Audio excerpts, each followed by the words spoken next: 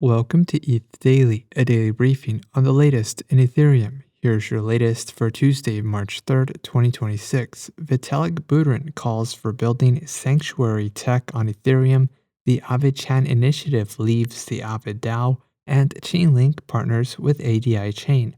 All this and more starts right after this message. Do you want to borrow against ETH at the lowest fixed rates in DeFi? Borrow at a current rate of 3.6% for ETH and 2.5% for RETH. Learn more at liquity.org. Vitalik called for Ethereum to focus on building sanctuary technologies, which are open source tools that help people communicate, organize, and manage resources in a way that are resistant to surveillance. In a world facing growing challenges such as government and corporate overreach, war, toxic social media dynamics, and AI risks, he believes Ethereum cannot fix the world, nor should it attempt to remake society on the blockchain. Instead, just as Ethereum has succeeded in open finance, it can expand its role within a broader ecosystem by providing shared, ownerless digital infrastructure.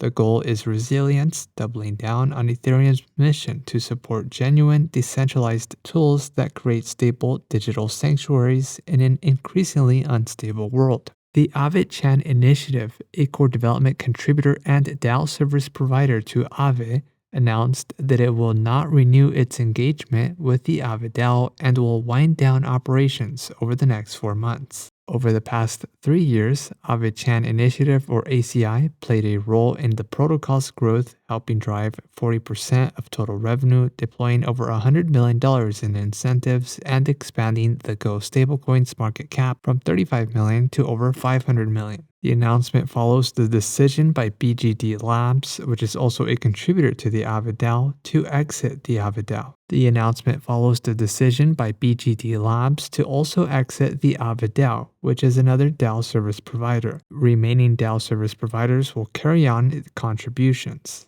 Over the past weekend, Aave Governance passed the Aave Will Win framework proposal from Aave Labs, which included a $51 million funding request.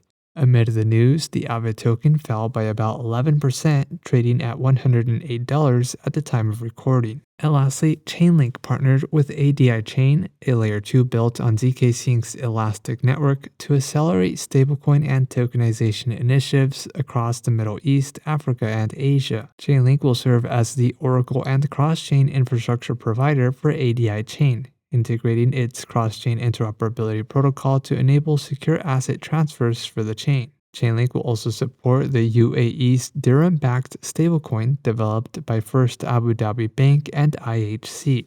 ADI Chain aims to serve as a compliance-ready platform designed for institutional and real-world asset-regulated digital infrastructure, with the goal of onboarding 1 billion users on-chain.